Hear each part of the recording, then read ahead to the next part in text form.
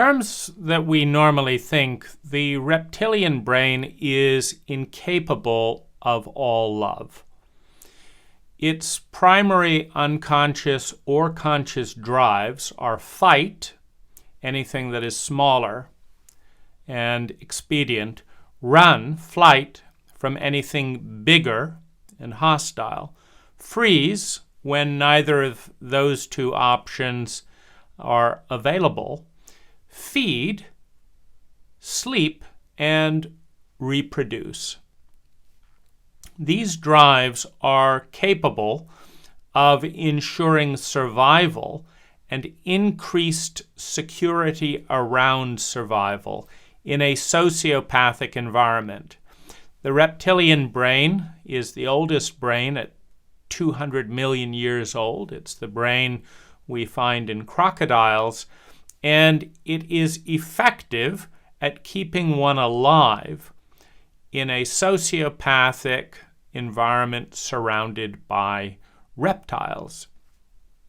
As human beings, when we traumatize our children repeatedly, the reptilian brain grows to compete and successfully sustain the body in a reptilian environment that is predicated or is defined by an environment in which the giants, the grown-ups, are capable of repeatedly traumatizing the small ones, the young ones, and demonstrate sustained incompetence to heal that trauma. That is the definition of a reptilian environment and gives rise to the sociopathic protocol to survive a sociopathic environment.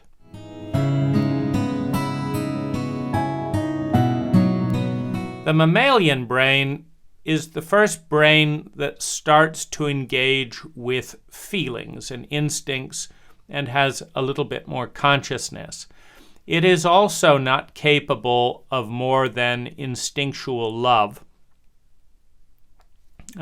And its guidance system is one of pleasure or pain in the moment.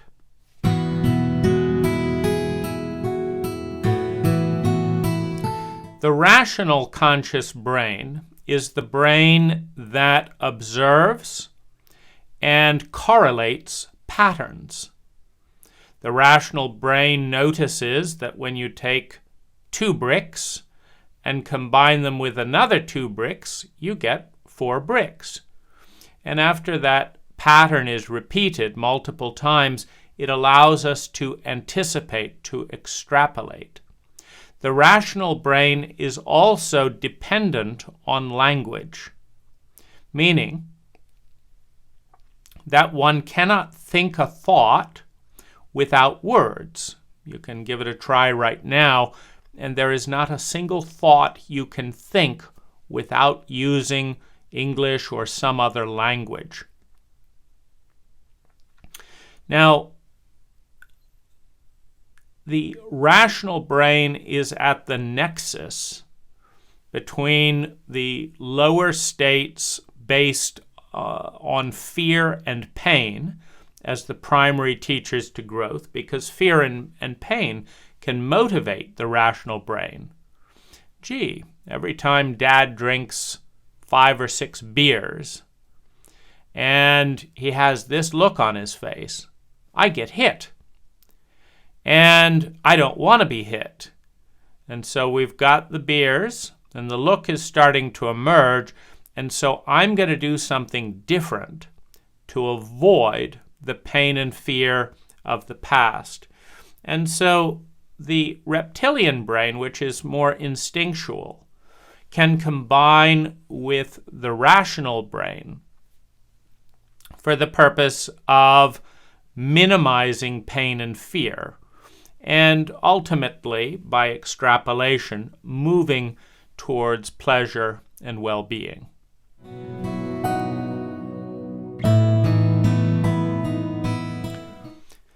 Now, the empathic brain is the brain that connects us consciously and emotionally with other people. And so this is the first point where what we consider human love becomes possible. Not certain, but possible. And there's a couple of different ways that empathy brings about a direction towards love. One of the feelings, one of the greatest expressions of love, to feel at one with, to function as one, to be part of the whole, is facilitated by empathy, by a conscious relationship with the other. One cannot feel one, safe, whole, a part of, becoming in any way whatsoever with another human being that one has no empathy or capacity for empathy for. Empathy is the steel framework upon which a feeling of togetherness and cooperation and unity begins. Now, because of this, empathy is the first level of partnership and synergy. It's the first level of brain development where partnership and synergy become possible as conscious projects. And its possibility lies in the fact that if you use your mirror neurons to understand me and my state, to understand what makes me feel sustainably good and helps me avoid feeling chronically bad, if you will use your mirror neurons to do that and respond, my well-being is going to go up around you. And I'm going to be open to feeling more of your impact, to honoring the connection that is innate on a mathematical level, but is not innate on a brain level, meaning even though we are mathematically connected with all things on multiple dimensions in pure scientific math, whether it is sharing the law of gravity or the transition from one energy form to the other, or the various ways that we impact one another, we are connected. Otherwise, there could be no impact. We do impact one another in multiple ways. But as shared empathic beings, attuning and cooperating, taking more than just the individual ego into account, there is a willingness to extend the sense of identity, to include the other in an us. And only when that happens is deep, trust-based synergy possible. And if you understand the transition from lineal mathematics to exponential geometric synergy mathematics, you understand that we're looking at 100-fold improvement in possible well-being. It's kind of like fingers, right? If you have every finger acting independently and in complete isolation with the other fingers, it's not just 4 times more that you can do. You can do 100 times more with a full coordinated hand than you can do with one isolated finger. You can't ride a bicycle very easily with one isolated finger. You can't get into a car safely if one finger is going to press the blinker this way and the other one is going to turn the steering wheel the other way. You have to have coordination. And the possibility and probability field of a group of people connecting on the basis of empathy and the understanding that that leads to, versus dissociation and fight, flight, freeze, is an incredible exponential curve of increased possibility and of increased well-being.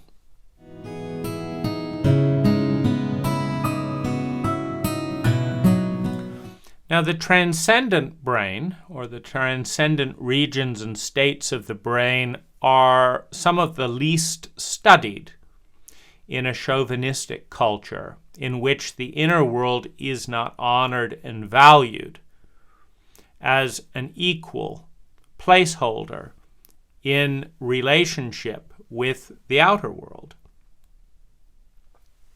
Now, the transcendent regions of your and my brain are in part activated by endogenous DMT. There is a chemical in each of our brains called DMT, dimethyltryptamine. And this chemical, when released naturally in the body, creates euphoric states, creates a sense of unity and oneness with all that is, creates a transcendent state in relationship to our identity. And in that state of transcendence, we can feel our position in direct relationship with all that is. We can identify with things that we normally do not identify with. And it is this sense of transcendent connection that leads to the greatest possibility of freedom, the greatest possibility to love, the greatest possibility to trust, to cooperate, and to participate in a field, in a pattern of organized energy that is exponentially bigger than the pattern of organized energy that is the individual. And a reptile with enlightened self-interest, with a rational brain in a capitalist economy, for example, a reptile can participate.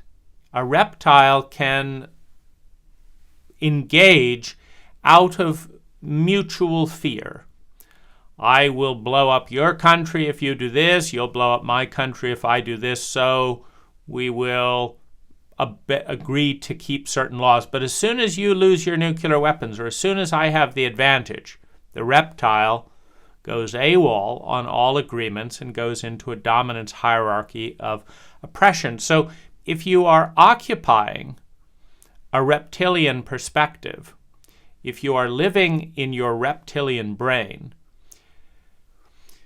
you've got to keep control of the situation because you have no trust for the other human being's behavior outside of a fear context. Your only way of controlling their sociopathic behavior is fear.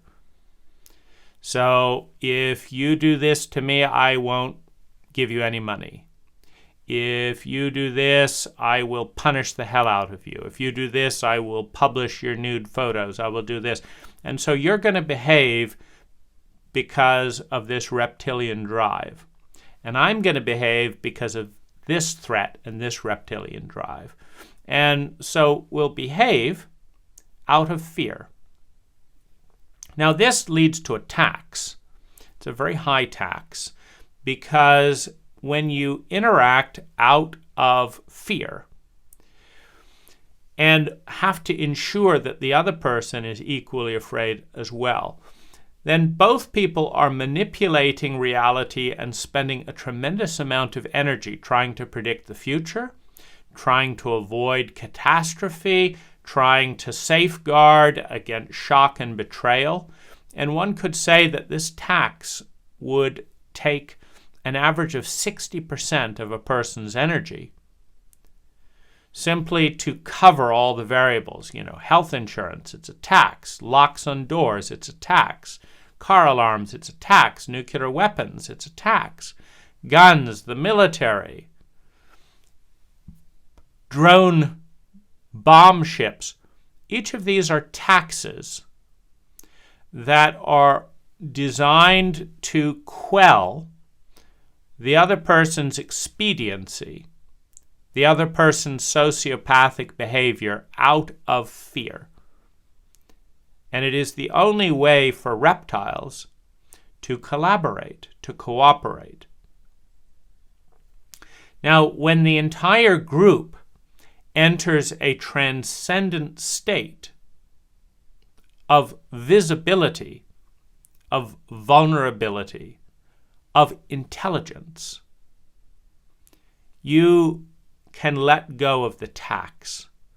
Now, we're nowhere near that as a species because it takes only 1% of the population to reactivate the reptilian brain, meaning you have 100 sitting monks practiced in meditation.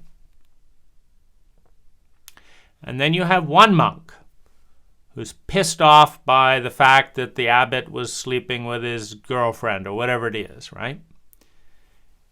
Takes a revolver out in the center of the monastery, in the center of the cathedral. Shoots a few of the statues, punches out a few of the stained glass windows, and then turns the gun and says, if you don't all get down on your knees, I'm going to start shooting you, one after another, until every single one of you is dead. Well, typically speaking, even a well-trained meditator and monk will find themselves flooded with terror, with helplessness, with fear, as their reptilian brain lights up and says, you're in a sociopathic environment. You need me. You need fight. You need flight. You need freeze. You need ass licking. You need fawn in order to survive this physiological crisis. And so the brain kicks on. Well, as soon as you've got fight, flight, freeze, and fawn in a reptilian environment of violence, now all the taxes have to come back in place. Now we've got to put in metal detectors at the temple door, right? Because we can't have the next monk coming in with a revolver. Now we've got to have gun control bans. Now we've got to keep an eye out while meditating to see anything's going on right now. There's a tax on consciousness, a tax on resources, a tax on time, a tax on attention. And it is a large tax when even a small percentage of people will behave as reptiles in the group. And it's very difficult to heal and resolve this dynamic because as soon as you solve that problem by killing the perpetrator, you now have a new perpetrator. Because everyone who witnesses the killing and votes for it does so out of fear. There is no other way to kill someone or lock someone up or whip them half to death or steal all their money under force of gun other than to do so out of fear.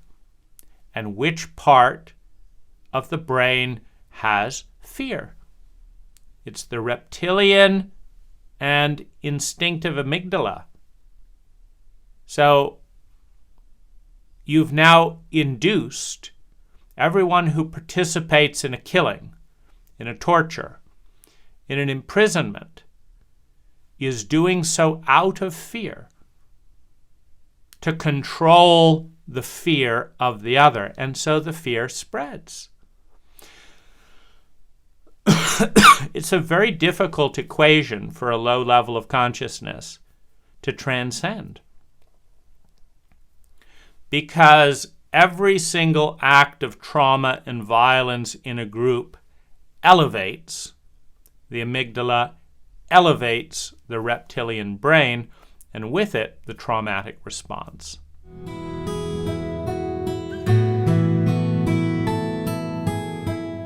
Now, Now, the scale of love or size of love is one of the faces of love.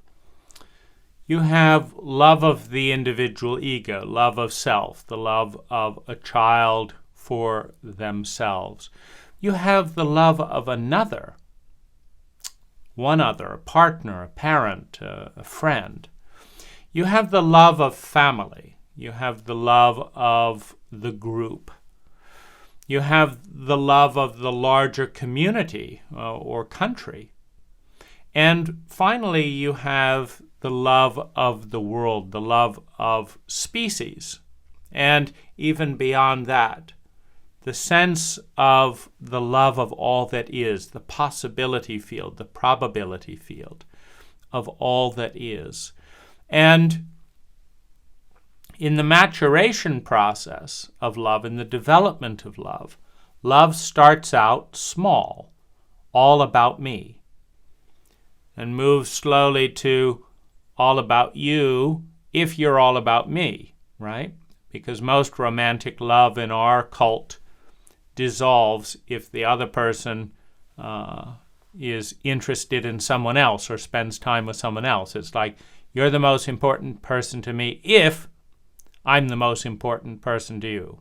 As soon as you sleep with someone else or spend time, no, I'm not interested in you, but I will love you if you love me. So it's a little bit of a crossover at that point. Is that self-centered love? Still all about me, or is there actually, any room for the other?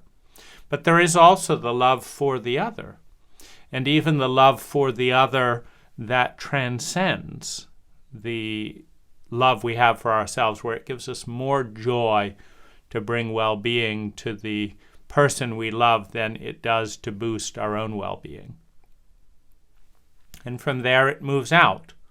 And it moves out organically, naturally, and predictably, because if we really love ourselves and we exponentially increase our potential for well-being in a healthy, committed relationship with one or two others, then it's part of self-love to love another effectively enough to sustain and maintain those relationships.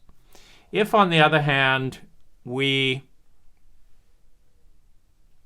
do not love ourselves enough to love another, our possibility field and our well-being diminishes.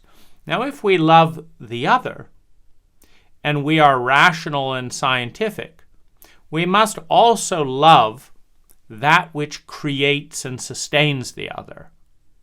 In other words, love is a virus. If I really love myself, then I want the person who invented silk to be alive and well. I want the person who steers the ship that brings my silk to me in a shipping container. I want that person to be functional and doing well. I don't want them to die at the wheel and, my delivery goes astray because, the captain of the freighter, died in his sleep. So in order to love oneself, one must love that which sustains the self. In order to value the self, one must value what gives rise to the self.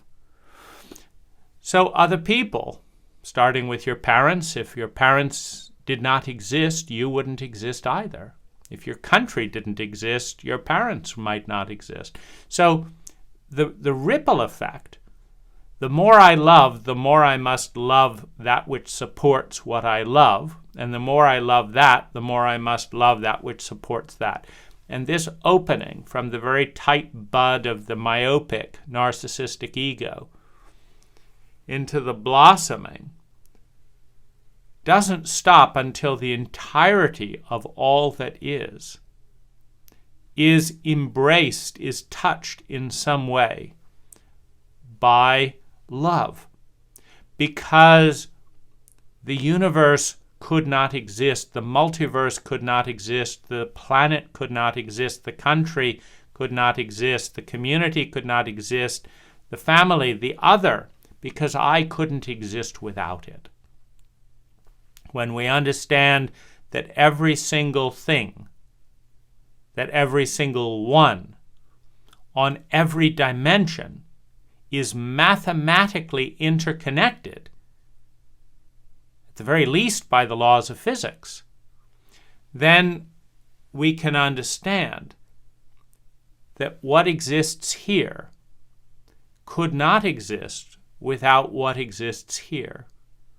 And so if I love one thing, if there's one thing I love and I follow it mathematically, in truth, not dogmatically and morally and culturally, but mathematically, that thing that I love will have a connection to every other thing in the multiverse. And in that way,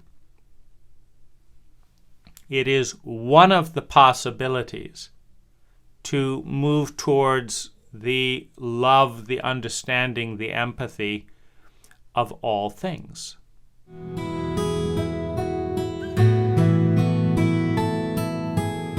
As we explore the faces of love, the primal face is that of the parent and the child, the creator and the created. It's the primal face of love because all the other faces don't exist without it. And the child-parent or the child-guardian relationship sets many of the templates in place.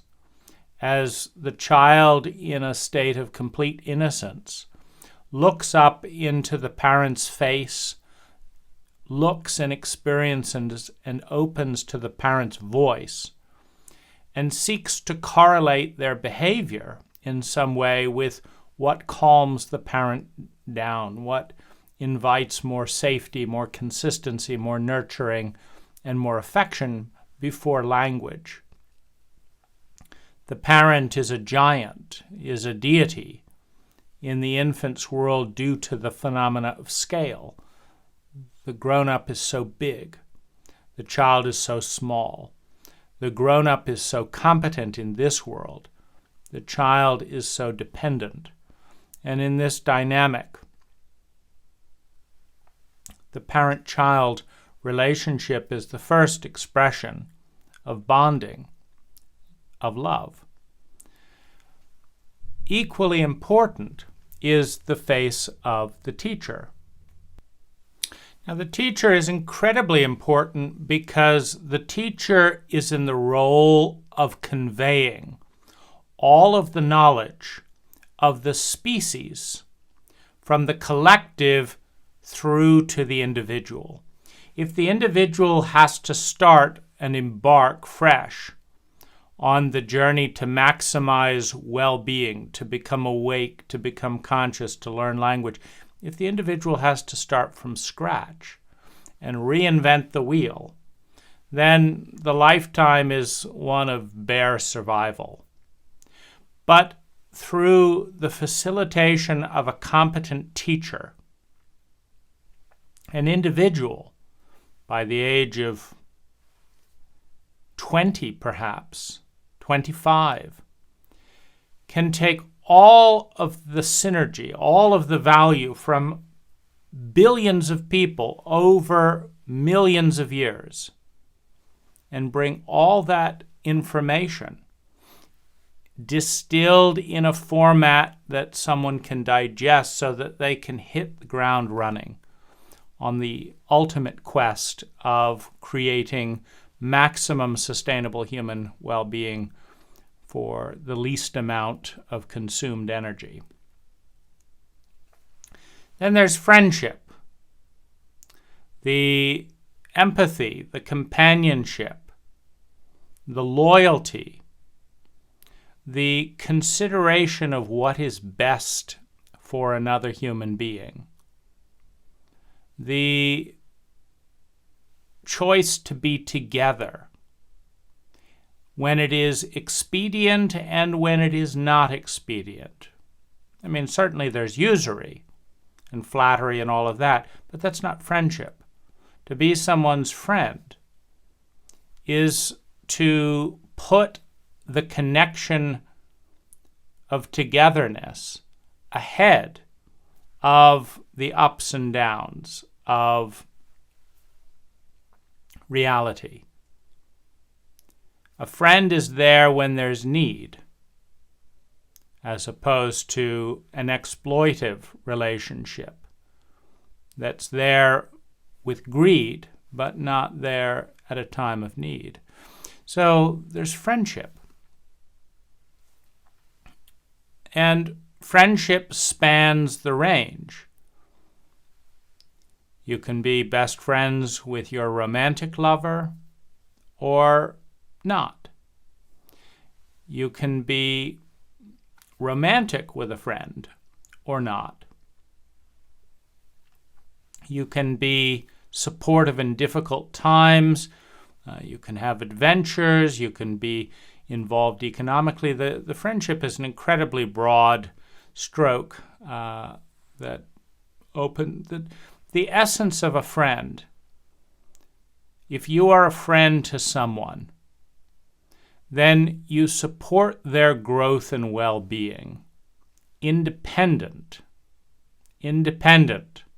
of your own agendas. That's what it is to be a friend. I want the best for you. Joy in the presence is another face of love. You could know the person's name or not. You could use language or not. You could know them for a lifetime. You could know them for an hour. You don't need to be from the same culture. But there are certain people in certain situations where to be in their presence creates joy, creates a sense of uplifting, creates a beautiful sense of healing, where to be in their presence creates joy. And this is the face of joy in the presence.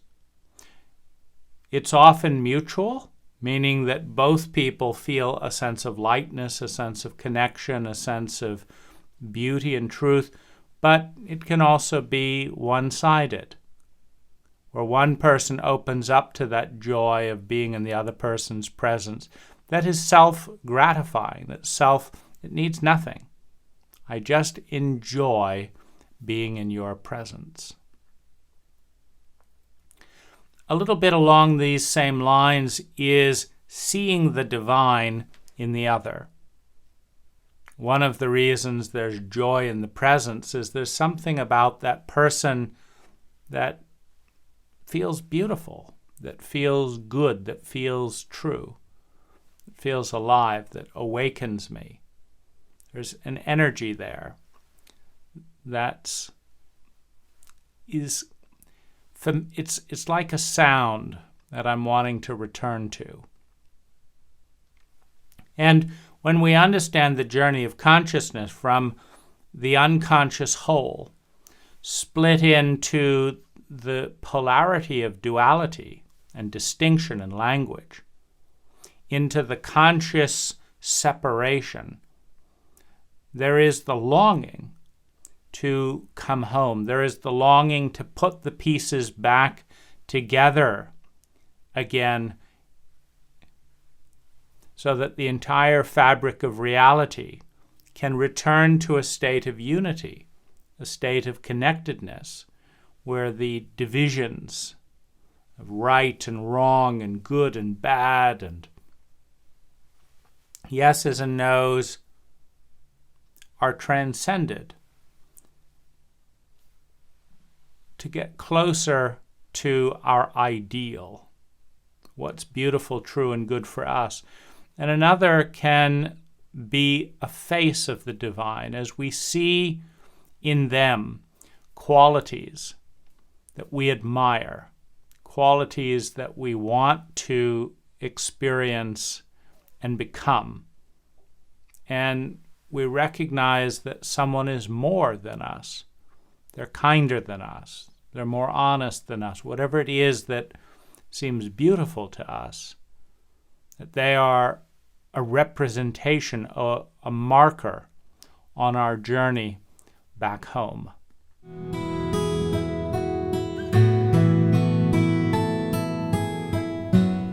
It's important to understand the stages of love, because the stages of love correlate with the stages of maturity, the stages of the inner self.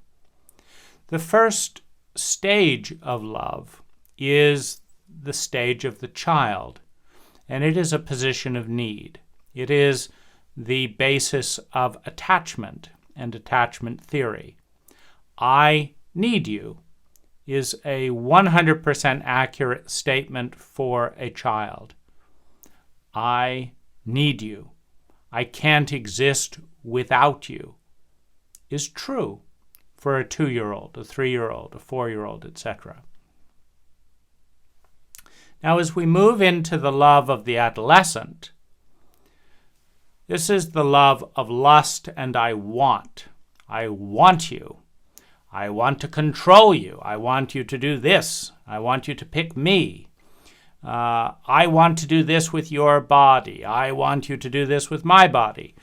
There's the love of lust. And this is also particularly healthy and normal for an adolescent. I need you, the child. I want you, the adolescent. And as we move into young adulthood, as a state of inner maturity, regardless of biological age, we start discovering freedom. I want to be free. I want to be my own person. I want to do this and do that and discover this and have this and that experience. And this freedom and love of adventure is the love of the young adult.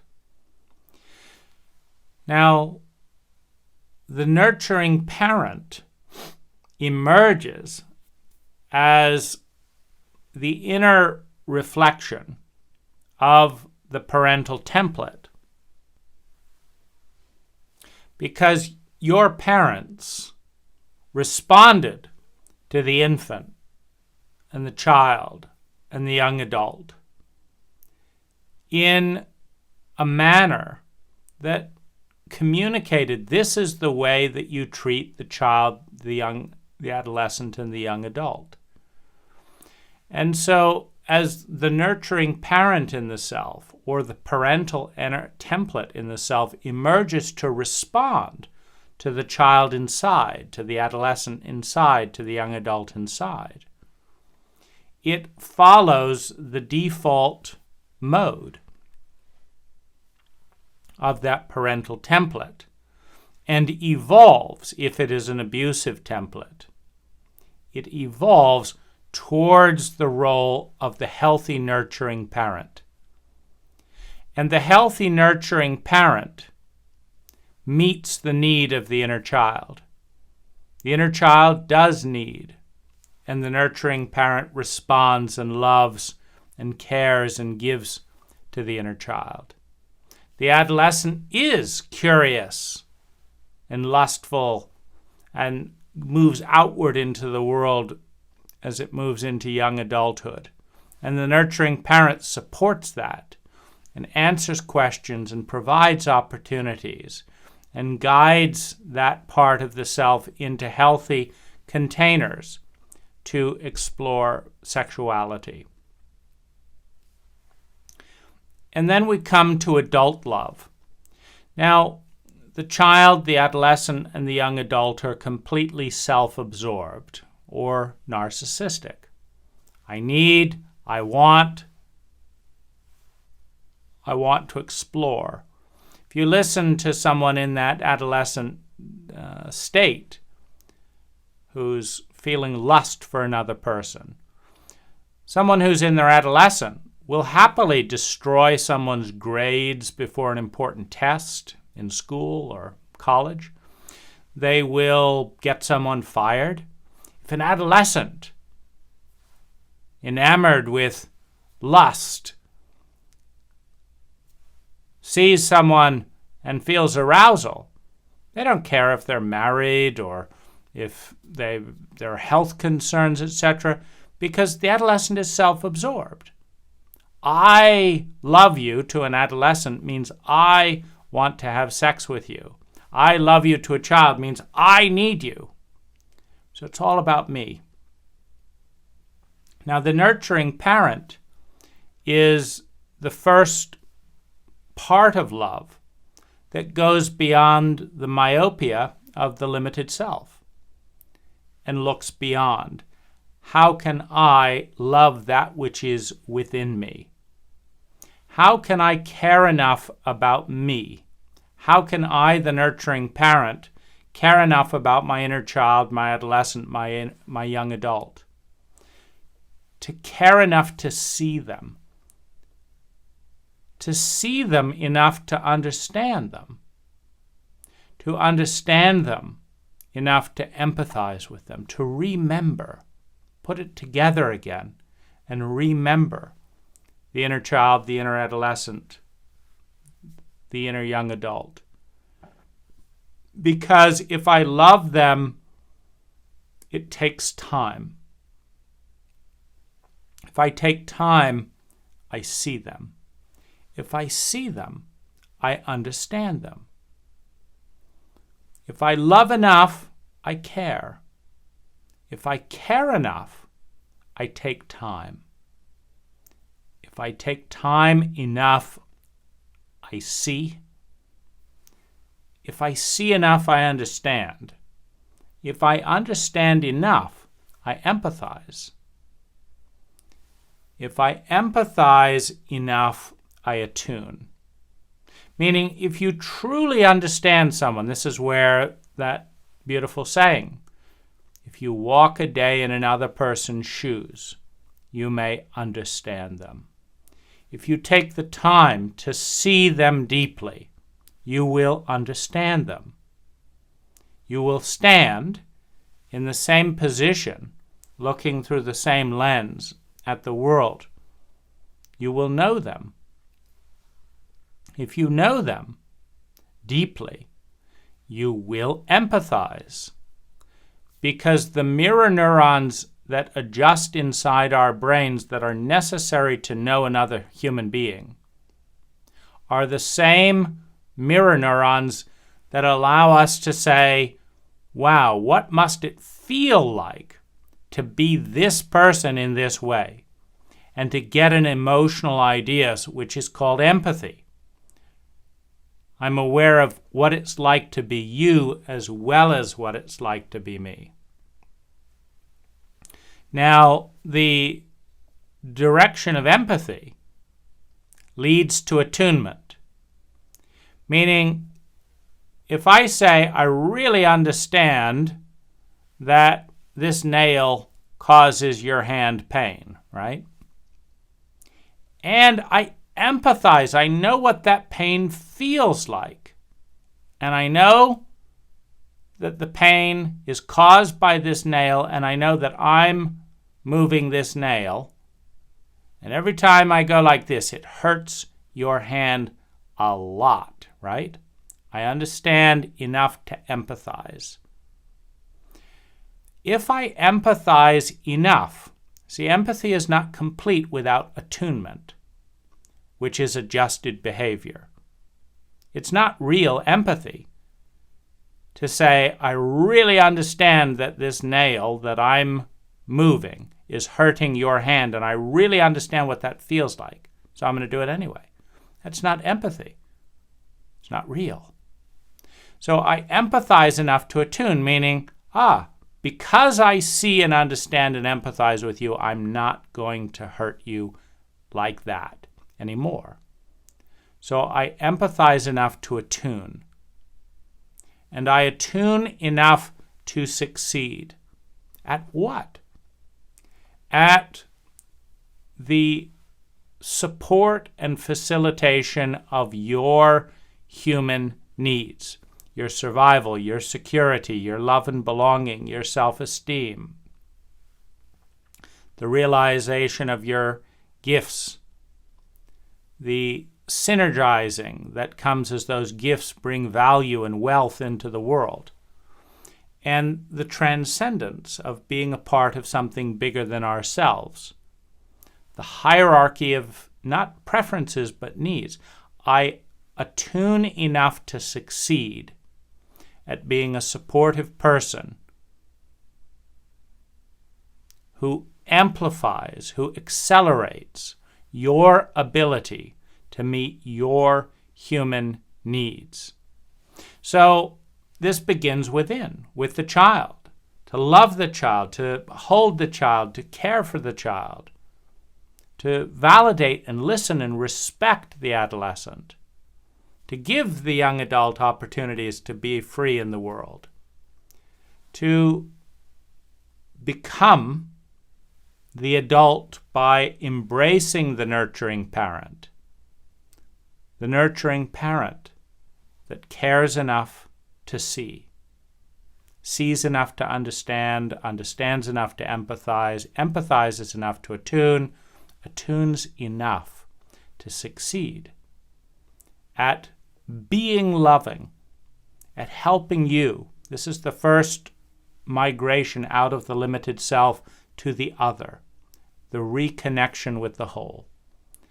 So that you, because of my involvement in your life, are more confident in your ability to survive, to feel secure. You're accelerated on your sense of love and belonging.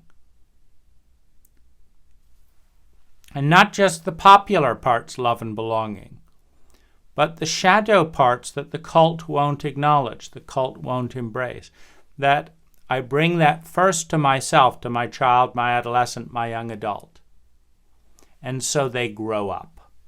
And as I grow up and blossom into an adult, not just a grown-up, a child in a grown-up's body, into an adult, now I bring that love to you. Now I naturally, having filled the well inside, care enough about you to see you enough to understand you enough to empathize, to attune, to succeed, so that you accelerate your journey towards self-realization, towards meeting all your human needs.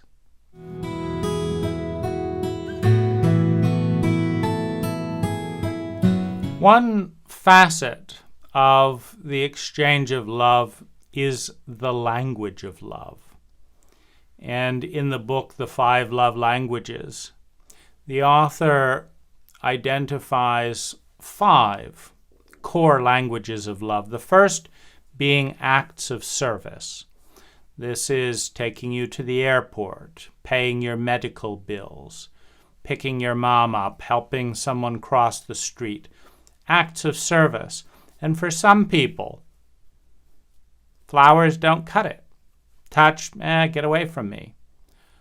I don't feel loved unless you're the kind of person who can be depended on to help at a time of need. My love language is an act of service, and I don't feel loved by you without that delivered, without love delivered in that language. Now, the other is romantic gifts. Now, for some, you can take them to the airport until the cows come home. You can fix their car. You can buy them a new fridge. No feeling. But some flowers, a nice card, a box of chocolate, outing at the movies. Romantic gifts is what brings about the feeling of love and connection and being understood. That's what makes me feel the kind of feelings that tell me that this is love. Another is words of praise or communication and connection through language. You can touch me, you can buy me gifts, but unless we talk, and unless we talk in a certain way where I feel appreciated and we can connect mentally, I don't feel loved. You can give me chocolate. I don't want to have sex with you. I don't care about the chocolate. I don't need my car repaired. But if we talk, if I feel seen and appreciated, then that begins, it's the language with which love touches me and awakens me. And of course, the reason it's so important to understand one's love language is that it's not the same necessarily as our partner's love language. My wife's primary love language is touch. My primary love language is words of appreciation. And I don't want to touch, as a general rule, until there's some language of appreciation. Now, she may come over and touch, but I need to remind her that touching is not touching me because I'm not her. That's her love language. So it's very important to understand what is the love language for each individual. Quality time is another love language. If I mattered to you, you would take time to do this. If I mattered to you, you would put me first. You wouldn't interrupt me. You wouldn't do this. Quality time is the love language. And I don't care about your gifts, and I don't care about sex, and I don't care about this and that and the other. I know who loves me by who prioritizes their attention and their time with me. And I don't feel like opening up or feel loved without quality time. I've found that it takes an average of 4 hours of quality time for me to feel deeply and fully loved each day. 4 hours of quality time each day.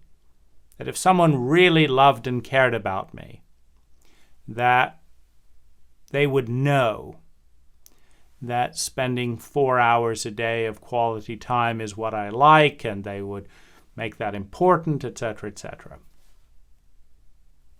So there's people who care about me in their love language, but I don't feel the way that I feel with someone who spends that quality time.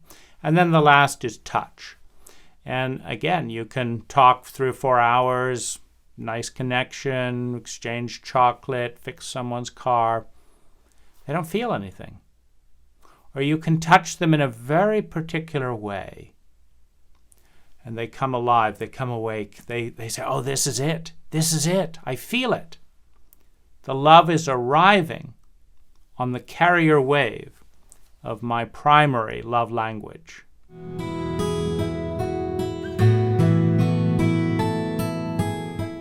All things change. Nothing lasts.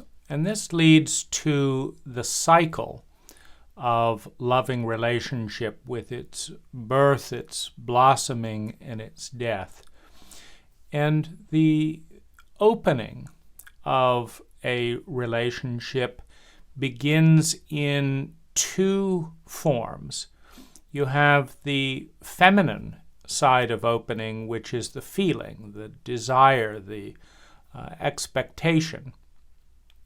You also have the masculine opening to relationship, which is the template used for engagement and the template used to filter who to engage with. Now, I remember being invited to join a group, and as part of the group on loving relationship, I was given a form. And one of the questions was, do you believe in unconditional love? And this was their form to decide who would be a good member of their group and who would be a bad member of their group. And it struck me as a little bit paradoxical, if not hypocritical, to require someone to have a certain view about unconditional love as a condition to join the group. And what this speaks to, and when I wrote about that, I was rejected from the group for not having the right answer about unconditional love. And this speaks to the fact that every one of us, that every human being, to one extent or another, at one time or another, because truly unconditional means it doesn't matter what time, it doesn't matter what place, it doesn't matter with whom, it doesn't matter what the engagement. If it is an unconditional yes, you're just as excited to have a date with Adolf Hitler as you are with your ideal soulmate. It's a pretty big condition. And so the template that we use to select who we engage with and the template we use to initiate and engage determines a tremendous amount of the relationship experience. And because it takes two people, this is the vulnerability, the fragility of any deep relationship, it takes two people to say yes. And it takes only one person to say no. The chain is as weak as its weakest link in this sense. If you have one person all excited and the other person scared or doesn't see the possibility, that possibility is not realized.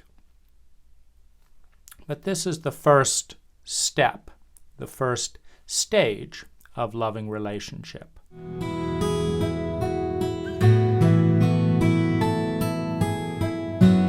Now, each person has a shape, an opening, that we are looking to find someone who will fit this particular opening.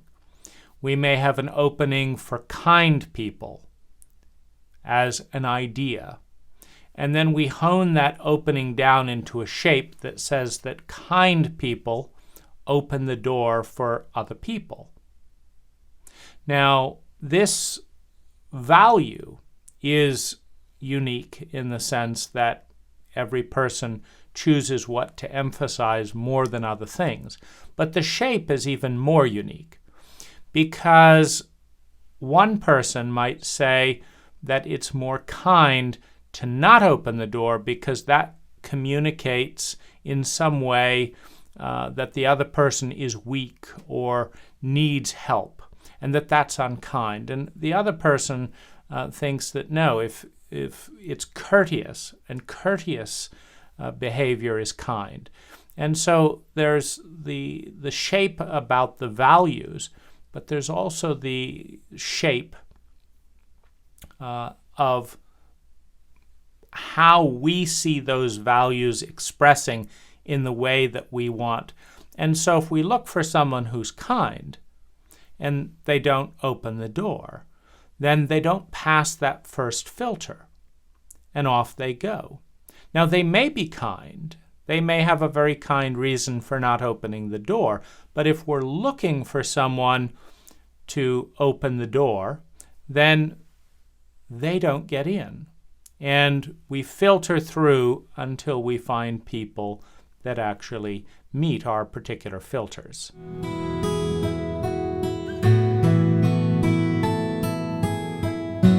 Now, when we find someone who meets our filters, and assuming that we meet their filters, which in many cases are completely different than our own, next comes the negotiation about how to engage, how to begin. And there is a balance of masculine and feminine energy in that negotiation. Sometimes you have a relationship where someone says, whatever you want, and the other person says, no, whatever you want. No, it's up to you. And so there's a lot of feminine energy in the negotiation, a lot of receptivity, very little assertiveness. Other times, the opposite has occurred. I want to do this. No, I want to do this. And no, I want to do this. And okay, well, kind of reluctantly, I'll do that if you do this. And so there's a lot of masculine energy and not a lot of receptivity or feminine energy. But that negotiation of how to begin is very much the recipe, because you can have a cornucopia of food, a cornucopia of possibility, and you can make the same old dish over and over again. You can do a different dish each time. You can take turns leading. And so this negotiation process that determines the recipe, the starting point, the direction of the relationship, determines a great deal of where you arrive at the end.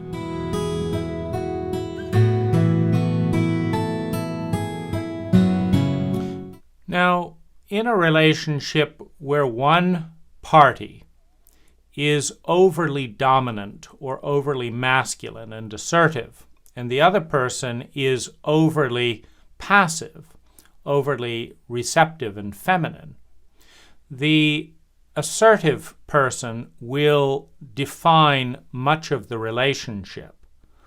And this often occurs with people who are conflict averse, meaning, and because masculine and feminine energy tends to balance itself out. If you find someone who is unusually passive, if they connect with someone else who's unusually passive, it's a very boring relationship. If you find someone who's overly assertive and they connect with another overly assertive person, again, it's a very boring and high friction relationship. It's a lot of let's do this, no, let's do this, no, let's do this, and no movement, no flow. So in a culture such as our own, there's a lot of imbalance of masculine and feminine energy.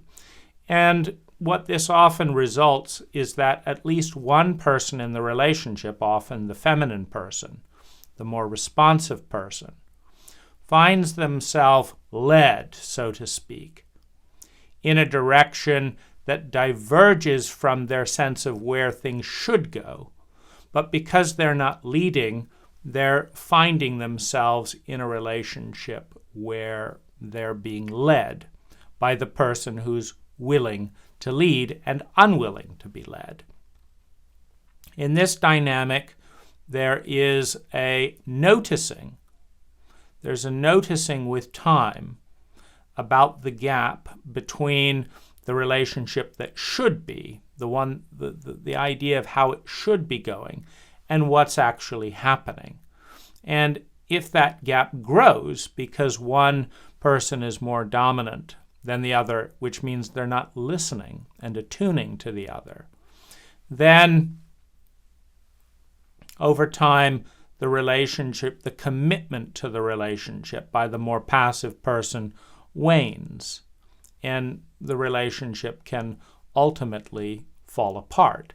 So there's the idea, this is how things should be going, then there's the reality of how things are actually going, and when those two get too far apart without either person having the skill to resolve that discrepancy, the relationship weakens.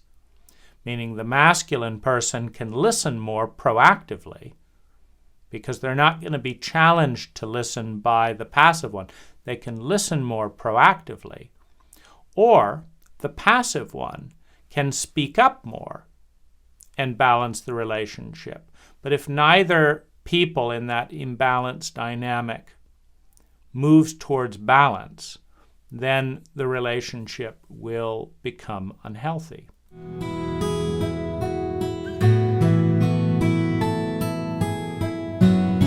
Deepening of the relationship occurs when the patterns of the relationship touch on the most highly charged emotional patterns of both people.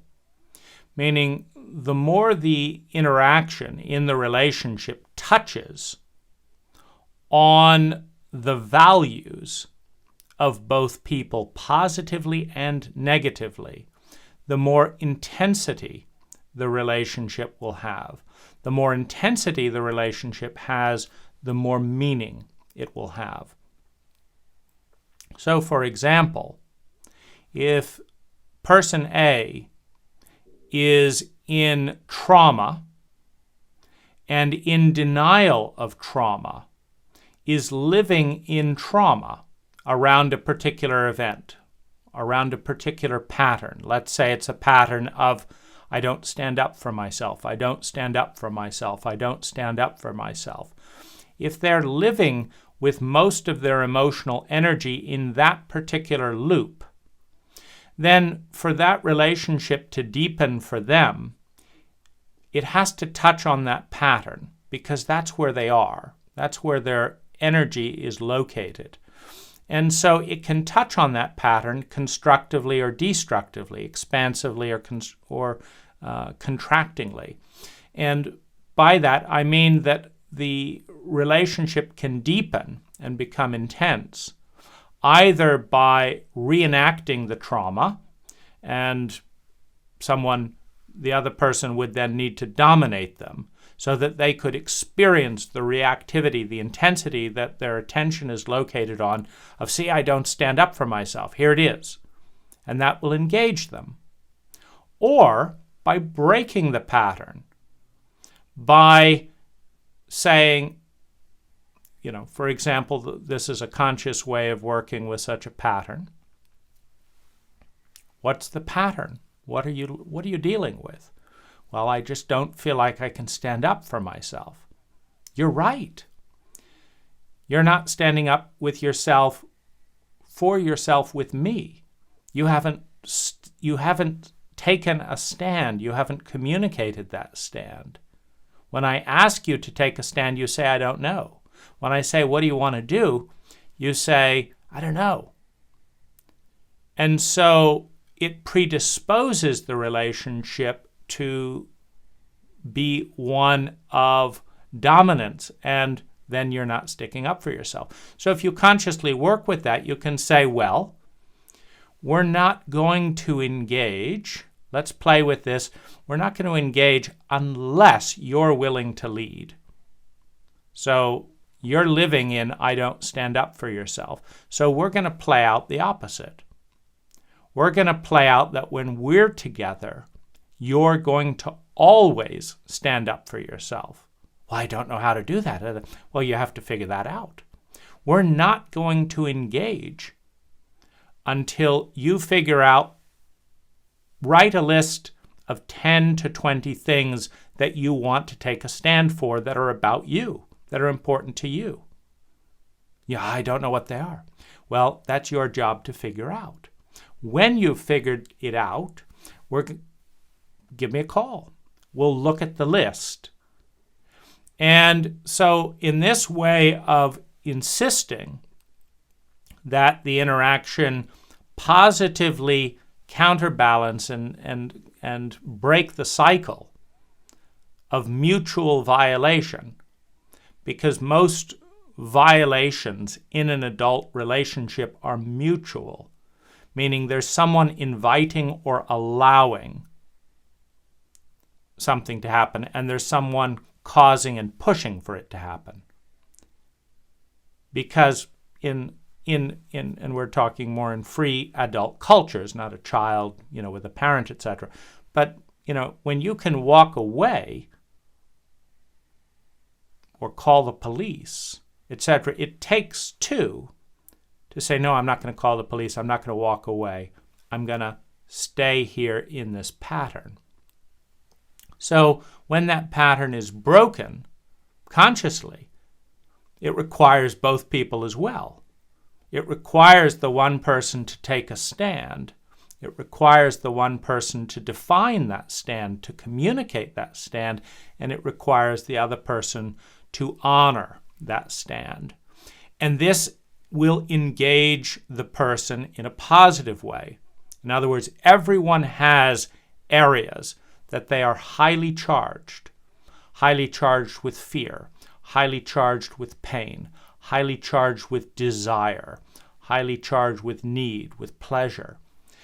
And the more the relationship touches those patterns, the more it will deepen, when it touches those patterns consciously in a way that collaborates towards balance, towards honor, towards integration, you have a deepening of an increasingly healthy, meaning the relationship is moving towards wholeness, health, whole health, moving towards wholeness collaboratively, and so you have a constructive deepening of the relationship.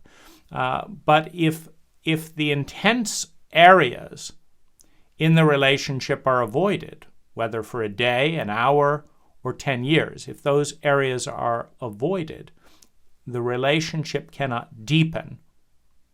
If they are not honored and conscious, as a general rule, the relationship cannot deepen healthily. It will deepen destructively. And one of the drives behind that is that everyone wants to matter. A child wants to matter. If they do something nice and their parent ignores them, if they do something kind and playful and their parent ignores them, the child will find a way to show up in their parents' radar. They need to matter. It's more fundamental to need to matter than it is if that mattering is positive or negative. We need to exist, which means we need to have a strong impact on the people we're with.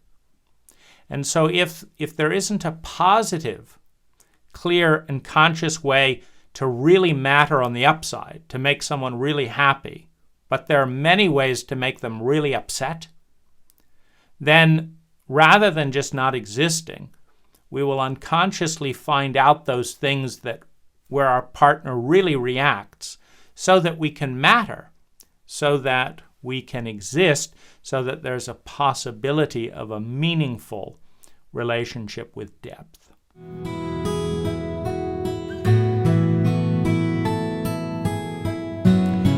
Now, as a relationship deepens, each person has a template, a set of beliefs, a reaction to depth, meaning, and intensity. For example, those of us with traumatic childhoods, often in the very simplisticness of childhood and adolescence, make vows to the room, to the world, to ourselves. I'm never going to be this deep with someone again. I'm never going to need again. I'm never going to feel really close to someone. Because that's the simple way of not being hurt. And so the next stage in a relationship is not just the deepening, but there's the reaction to deepening. And in the crude algorithms of defense from abuse, all depth is danger. Because there isn't the mastery, the consciousness, the sophistication to determine constructive depth, constructive meaning and impact from destructive. And there may be an underlying belief that says anyone that gets really close is a threat because I could be hurt. And there's no awareness of the other side of that, that if someone gets really close, they could dramatically bring healing and love to our life. The abused child, the humiliated adolescent has not experienced that reality, so all depth is negative. So any healthy, good relationship will move towards meaning, which means moving towards depth. But then each person has, in this next stage of the relationship, the reaction to the deepening. You know, there's that cliche in a romantic relationship where it's going fine until one person says, I love you. Now that suggests that there might be some meaning, some depth. And sometimes that's all the other person needs to hear to run for the hills. Love, that means depth. That means substance. And the only way I know how to protect myself is never to go deep. And so in this stage, the reaction to depth, is it welcomed? Is it conscious? Is it encouraged? Is it guided towards respect and alliance? Or is it run away? That's where this stage of the relationship comes in. And again, it takes two to say yes and one to say no.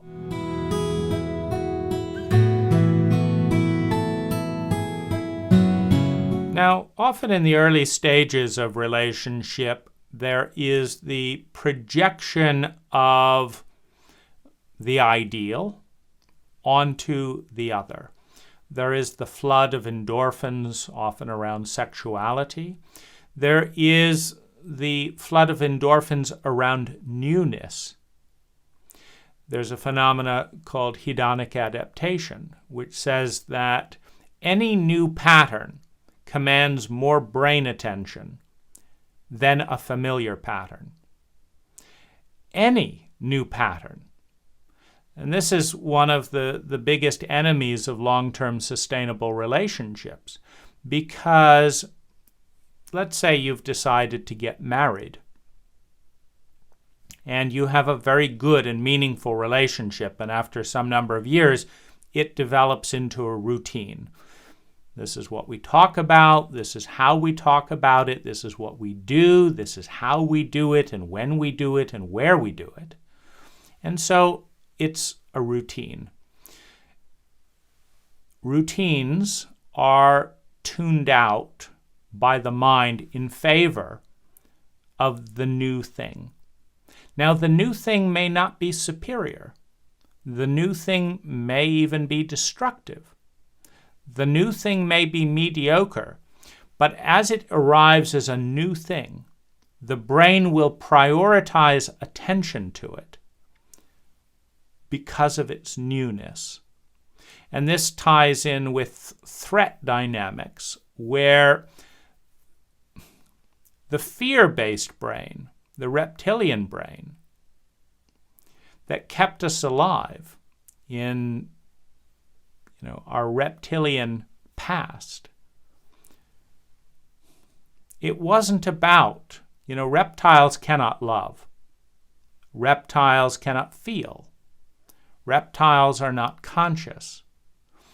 And so if you get into a survival dynamic as a reptile, then you're safe.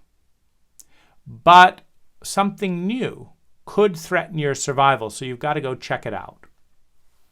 So the brain floods attention to anything new, and that newness and the quality of attention creates a temporary increase in stimulation and aliveness and well-being. That extra awareness, it may not even be a terribly pleasant awareness, but I'm awake. This is new. I've never heard that before. That's controversial, right? I want to listen to this person. I've never heard what they had to say. It's new. Now, something that is new and inferior to that which is old and familiar can be more pleasurable in its aliveness. And one of the things that this often results in is that which is good and familiar wanes in intensity. It is hedonically adapted to be in the background as the brain goes out and looks then at variety, at what's new.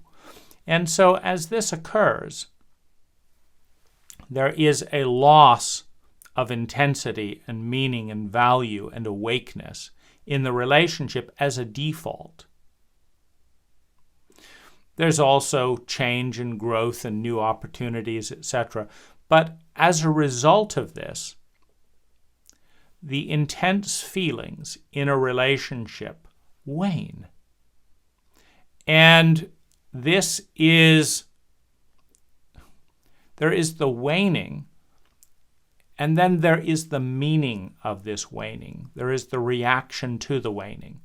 Now, some people, they fall madly in love with someone every couple of weeks or whatever, and they know it's over because there's a waning, meaning they got to know the other person enough that hedonic adaptation kicked in, and now that rush is off.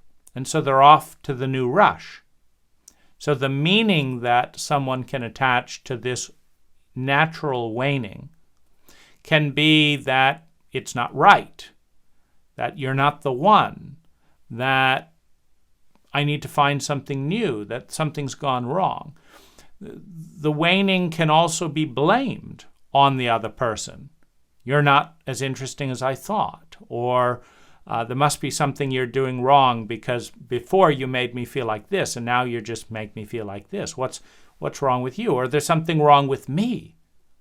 I must not be sincere. I must not be in love. So you have the inevitable waning of intensity and aliveness in a new or in an established good relationship. But while that part is inevitable, what is very subjective is what each person makes that waning mean. If you make it mean maybe I was never really in love, maybe it's not real, maybe it's not the right person, or if the waning is made into something bad, so now I feel guilty, so we don't talk about the waning, because the waning is something new. And so one way to deal with waning is to talk about all the feelings and thoughts that are new that we both have about waning. Well, that brings a whole new level of aliveness because now those thoughts and those communications are new. Another way of approaching waning is to feel awkward and avoid it, in which case you have a drifting apart, an isolation, as I'm thinking more and more of my private thoughts about the waning that I exclude you from. And there's no new influx into the relationship because I'm keeping my thoughts about the waning private and you're keeping your thoughts about the waning private. So there is nothing new. There's just the waning. And there's the distance imposed by the guilt. That somehow it's taboo to talk about the fact that I love you less, meaning I feel less intense pleasure than I did a month ago. And I don't know what that means. And that could mean the end. I don't know because I'm relationally and psychologically illiterate in a culture that is relationally and psychologically illiterate. And so there isn't a clear roadmap in this direction. I just know that that time felt good. This time leaves me feeling uncertain.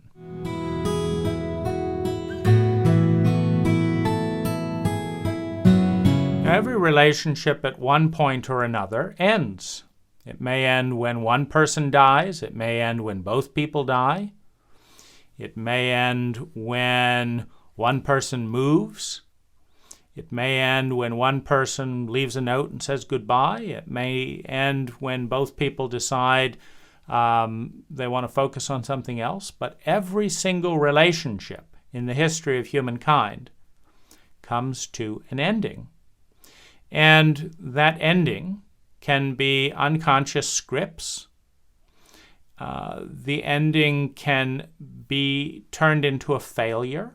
It could be all endings are failure, that the only successful relationship violates the laws of nature and goes on eternally. The ending will occur. It will occur consciously or unconsciously. It will occur mutually or unilaterally. Meaning one person can say, I'm done. That's it. I don't have to explain why. I'm not going to explain why. I don't have to give notice. I don't have to listen to your feelings about it. Done. Off it goes. So you have a unilateral ending. Or it can be ended in a partnership. I want to honor what we've had, and I want to be with you in an ending process that results in me being free to do X, Y, and Z, or you being free to do X, Y, and Z, or us doing this. And I want to end in a way that is respectful to you. And so you have an ending, and then you have, is it conscious or unconscious? Is it mutual or unilateral. Then you have what is the method or ritual of the ending. And then you have the meaning of the ending. Some people have the meaning that if anyone ends with them, that they're unlovable. Or that if anyone ends with them, that they've been betrayed. Or that if anyone ends with them, that they've wasted their time. Because the only kind of relationship that isn't a waste of time is a relationship that doesn't end. And so up until the point where it looked like this relationship would never end, it was very meaningful. And now that it's ended, the whole thing was a waste of time. So there's also the layer of meaning that each person attaches to an ending. One person may say, this was the most valuable relationship of my life. It needs to end for this and this reason, but I don't regret a minute of it. I don't stop feeling love and care for your well-being, but I'm ending it, or we are ending it, or it should end for this and this reason. And the other person may say, no, I don't love you anymore. I probably never did, because if this was real, it would have lasted forever. And so you have the ending. And as part of this, the learning about the ending. What did you learn about yourself as you went into the relationship, as you developed the relationship, as you were ended to, or as you end the relationship together? What is the learning? What is the growing? And is there a space to not only learn about oneself, but learn about the other in the ending? One of the things that I've learned through more than 10 very conscious mutual endings with a conscious ending ritual is that there are few times in a relationship in which someone is more honest than at the end. And the reason for that is attachment and addiction, meaning that many people have weighted a relationship with this is going to make me happy, either because of the sex or the promise of security or the hope of being protected in the future, whatever it is, that this relationship is going to make me happy. Now, having decided that you're the person that's going to make me happy, the individual in a young state of development, the state of the child, is in the pleaser role. Every child, initially, tries to please their parents. You're going to help me grow into an adult. You're going to keep me alive. You're going to love me. You're going to give me food. You're going to protect me from other giants out there. That's how the world looks when you're 5 years old. It's a world of giants. And you're going to keep me safe. Now, you're the only way that I'm going to be safe. You're going to meet my needs. That's real for every single child. The mother, the father is the doorway to having one's needs met. And so the child conforms. The child learns the language of the parents. The child watches the facial expression of the parent. And when the parent says, "Hey, how was your day, honey?" And the child says, "I was hurt and I didn't like school at all." And the parent goes, "Oh, no. Oh, gosh. Just go to your room. I can't deal with that right now." And then the next day, the child again says, "How was your day, honey?" The child starts to tell the truth and then says, I was happy and I played." And the parent says, "Oh, good boy," and gives you a hug. The child has been trained that in order to get my needs met, in order to be secure, to get mom and dad's love, I have to say these things. I have to talk in this way. I have to do these things. I have to make my face look like this. Then that makes them happy. So that's what I'll do, because I need mom and dad. I need the older giants to take care of me, to like me, to want me, to praise me. So I will be whatever it is that you need me to be for you to love me, for you to keep me alive, right? Well, what happens when the relationship ends? Sometimes what you see is the tantrum of the child. I did everything for you. I went to your fucking restaurant that I hate. I did this. And it's still not, I did all that so you would love me, so that you would take care of me, so that you would want me, so you would want, I pleased you in this way. I never liked that kind of sex. But I saw from your face, right? The child looking into the parent's eyes. I saw from your face that I saw from the porn that you watched that you like that, so I pretended to like that. But I did it for a reason, so that you would take care of me forever and ever and ever. You'd never abandon me. Oh, and now you're going to leave me? Well, this can be a moment in which you hear the truth. I'm never going to eat that food again. I just smiled because I saw how I thought if I could make you happy, then you would stay with me and I would be safe, right? So every single person, as you grow up, certainly you don't lose the child. As you become an adult, you learn to take care of your own inner child and safety, etc., so that that child can look to you. But very few people become full adults. And so the dynamic is I'm a child looking to you, and how much do I have to please and satisfy you before you'll give me what I need? And I'm a child over here in a grown-up body trying to pretend to be this. It's the same dynamic where, in one stage of development, women are attracted to alpha men because alpha men promise higher rates of survival. So if the woman is a child, she wants her dad to be the strongest protector around, the one that'll be on top, because that dad will take care of her. Now, someone who can take care of themselves can afford to look at the other person without that particular filter. Doesn't matter if you can take care of other people or beat them or solve my problems. I can do that. What I'm interested in is what kind of human being you are.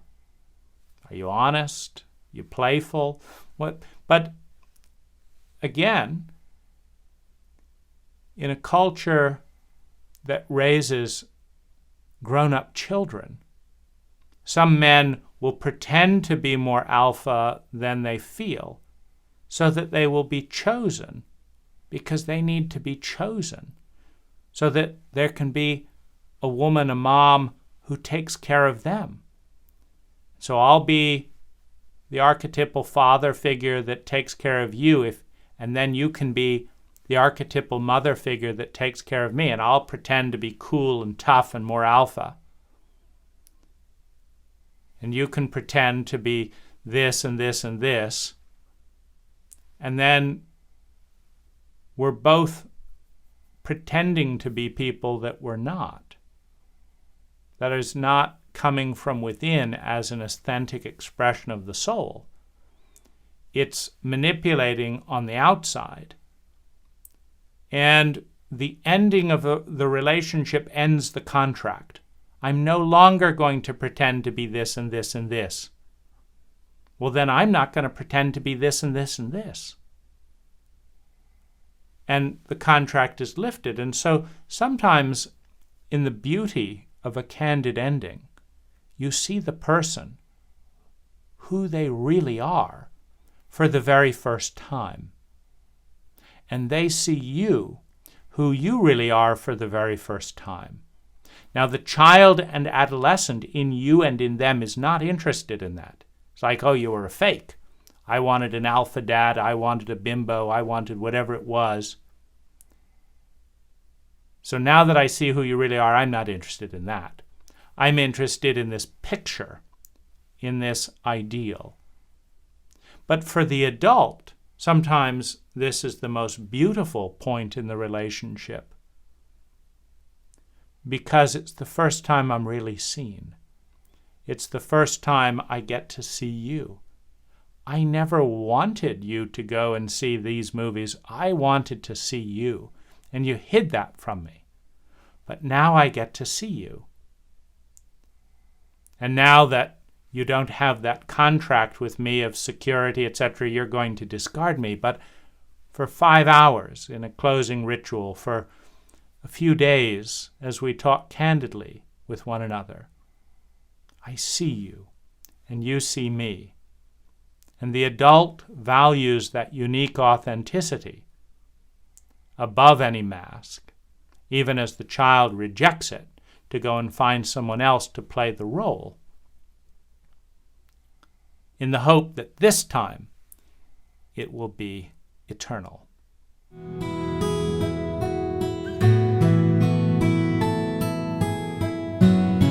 Now, every relationship is a garden, and every garden grows certain types of plants. A shade garden creates luscious and beautiful ferns. A sun garden creates brilliant, healthy roses. A shade garden kills roses. A sun garden kills ferns. Now, the psyche is an infinite possibility field. It's a sphere that can develop parts of the self in every direction. And the most intense primary relationship of our lives is the most intense garden that helps to define who we are as human beings, who we become. If you really love someone and they're sensitive, you may find your sensitivity bursting forth, budding out exponentially, and you discover a sensitive side in yourself that is born in the garden of your partner that you've never met before. Every relationship is a garden, and every garden is different. Therefore, the part of yourself you will come to become and come to know and experience in that garden will be different. And as the relationship comes to an end, as the relationship dies, so does the identity, the pattern of thinking, feeling, speaking, and acting that was born and that blossomed in that garden. A part of you dies as a felt experience when you end every relationship. When you're in a certain country, a country is a garden. A culture is a garden. A community is a garden. And as you leave that garden, all of the rewards for being a certain way disappear. All of the punishment and discouragement for being a certain way disappear. And one is left with oneself. One is left with, who do I become outside the garden of my relationship? Who do I become? Who do I get to know? Who is born in the solitude of the ending? It is a death and it is a rebirth. But it is a rebirth as you come to the end of the relationship. We are reborn not the way that we were before, though we could go back to that. If we integrate, if we think and feel and take the time to become conscious, if we say, before meeting this person, I had this experience with a woman who loved Thai food, and I fell in love with her, and I'm a cook. And so I hated Thai food. But I wanted to make this woman happy.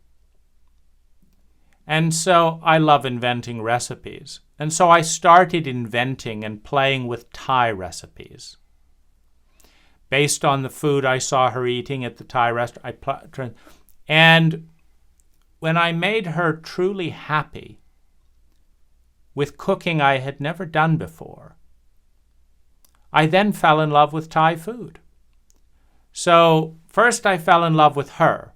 Then I fell in love with making her happy. Then I fell in love with the food that made her happy. Now, when that relationship ended, there were destructive parts that died. Meaning there was a part of me that was very anxious in that relationship because she never satisfied certain needs. So those needs were anxious about being unsatisfied. So those parts died and there was no more anxiety. And I was okay with that. But I said, I'm not going to give up on Thai food. I'm going to incorporate that as one of the things that I enjoy doing. There's no reason to undo that. It gives me more variety in my diet. And although I initially explored that out of love for her, that's a part of the relationship that I'm going to take with me. Another relationship partner was excited about my writing. So I wrote my first book in that relationship. Because every time I read her a chapter, it made her so happy. Now, in order to make her so happy, I had to learn to finish a book, to actually finish my first book. But when that relationship ended, I said, I liked the me that wrote that book. And I also liked reading it to someone for whom it made them very happy. So I'm going to take two things from this experience that I'm going to keep. One is how to write a book, because I had to figure that out. Now I know how to do it, right? The other is the enjoyment of writing the book, which I enjoy that. And the third was, I'm going to look for a partner who enjoys me sharing my writing, because it made me happy to share my writing. And there's obviously some people that it makes very happy. And I like that part of myself. So I'm going to seek that out. I'm going to, in a different way, meaning I've never met anyone who enjoyed the writing like she did. But I've met other people that enjoyed it differently or liked different things. When I wrote my book for Thai women and then gave it as a gift to 1,000 Thai women, the 250 of those 1,000 who read the book and really related to it had a very different relationship with the book than Americans who had read my books for Americans. The Thai women were touched by the kindness of someone taking the time to share things with them. That's what spoke to them. The Americans were touched by the ideas. And so there's a different experience in any culture, in any environment, in any garden. But I have the memory, and I take some of that with me. So there is a death of the old identity. Some things, for example, the way you make love with someone dies with that person. Because if you're attuned and in rapport, you're never going to make love to anyone else in exactly that same way. And they're never going to make love with anyone else exactly in that same way. That is unique. You can't just say, I really liked that. There was one woman who I found myself making love with 3 to 4 times a day, because there was nothing that made her happier, that put her in absolute bliss as much as me making love with her. And she was in more bliss with being made love to than any of 100 lovers that I've spent time with, by a large margin. And so my greatest joy was bringing that bliss into being and watching that light up on her face. It's incredibly fun to make someone else very, very happy, very, very joyful. And I've never met a woman that has lit up like that. Of course it'd be lovely, but I may never. It's one in, 100 lovers out of thousands of interactions and things. That part died with the relationship with that person. And with everything that dies, and what we grieve is not so much the loss of the other person. What we grieve is the loss of the self that we've come to be familiar with, to feel safe with, to enjoy, to know, and to love. When there is a unique identity, a unique pattern of thinking, feeling, speaking, and acting that we have only experienced with another person, and they go away, that identity dies. And if what replaces it is more uncomfortable, more unknown, less pleasurable, less alive, less meaningful, there's the hopelessness and helplessness that something died, and I don't know how to get it back. And I don't know, because we're psychologically illiterate, I don't know how to consciously create that with another human being. The odds may not be good. I can go through 10 relationships, 10 dates, 10 this, and all 10 of them bring out parts of me I don't like. Nothing good was born in that garden. I didn't like how irritated I became with this person. I didn't like how impatient I became with that person. I didn't like how bored I became with that person. I didn't like how exhausted I became with that person. I didn't like who came out in me. But you made me feel alive. And I liked my aliveness. And I want my aliveness, and I don't know how to get it without you. And there's a certain truth and vulnerability in that. Because there are certain dances that cannot be done alone.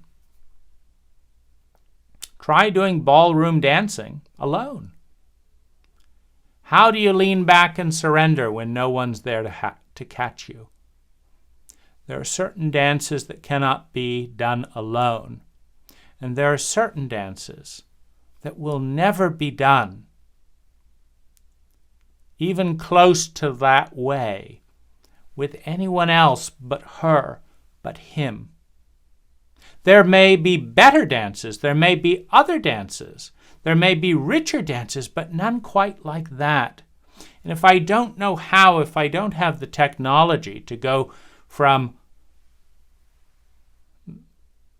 the lethargy, the withdrawal symptoms of all that endorphins, all that aliveness and intensity, into the new dance. I don't know how I did that before. I just lucked out. I talked with 1,000 women. And then I just lucked, and then I've no idea how many years is it going to take me to find, I don't know how to do that. And they don't know how to do that. So it's just playing a dice with the odds heavily against me that I get a little bit of fresh air, all this, and then you're gone. Oh. So there is the grief and letting go process, which whenever there's an identity about ourselves that we love, goes through the full cycles of grief. No, it can't be over. Denial. Anger. How dare you take this part of me away from me by leaving me? I don't care about you. But me, I don't laugh as much when I'm not with you. And I like the me that laughs. I need you to touch this part of me. And that interdependency is mutual. And for some it's more vulnerable and fragile than others. Meaning there are asymmetrical probability fields. There are some people that 80% of people can connect with them easily and enjoy being with them. But one of those 80 out of 100 people, almost no one can connect with. But that person can connect with. So you have an asymmetry. I can go out and connect well with 80 out of 100 people. But you can only go out and connect well with 1 in 100 people. So I'm going to be more insecure in that relationship because if you leave me, I've got to go through 100 people before I find one other person who has a chance of connecting, and they could be married, and then I have to go through another 100. But a lot of people can connect with you. So I'm insecure. I can't connect with a lot of people. So the grieving will be more intense at the end of that relationship for the one who experiences a deeper and longer loss with more uncertainty about when a new part of the psyche can be born.